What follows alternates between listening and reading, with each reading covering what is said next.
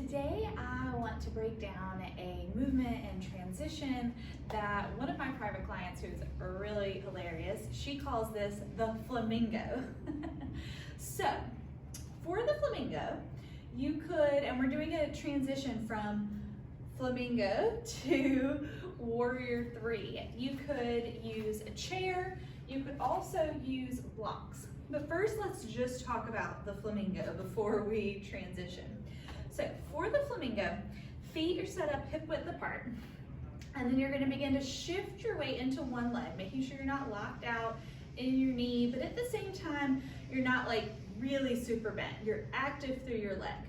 And then from there, shifting your weight and lifting your left leg up.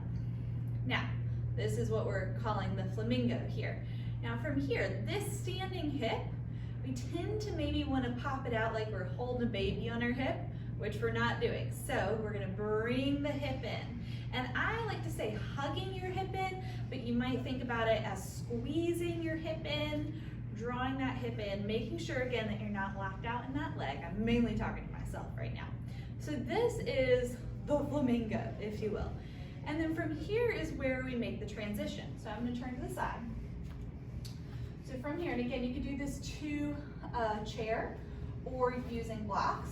You're lifting the knee for your flamingo, and then slowly you start to hinge your body forward, reaching your leg back and bringing your hands to a chair or to tall blocks, leveling out your pelvis, reaching out through your back leg, and feeling that work in your standing leg.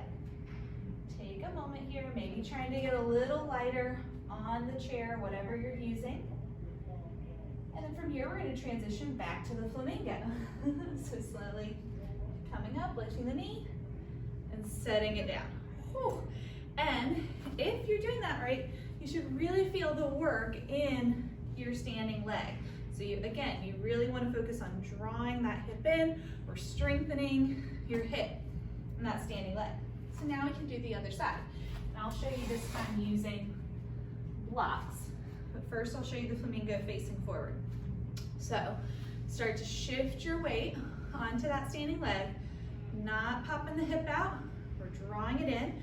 So you can also think about your hip stacking over your ankle and lifting that knee. Trying to bring your leg maybe parallel to the floor, finding balance, squeezing in your glutes. So you're squeezing actively here. And then from our flamingo, we transition. Just squeezing in. Slowly, you can bend your standing leg a little bit as you go down, reaching to tall blocks, leveling out the pelvis. So this left hip of the leg that's lifted likes to kind of open up, and here we're trying to drop that down, engaging through your core, maybe getting light on the blocks. Crown of your head is reaching straight forward. And then from here, trying to slowly come up with control, finding balance. You can always tap down, and then coming back to flamingo. All right, so that is that transition.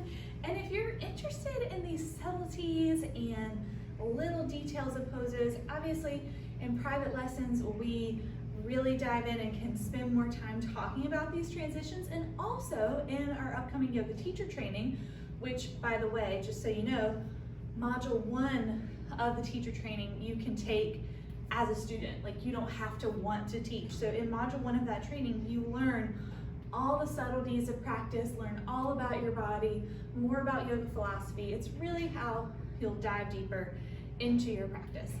So that's how you can learn more, but for now, happy flamingoing, and shout out to Mary for coming up with that name. All right, have a great day, you guys.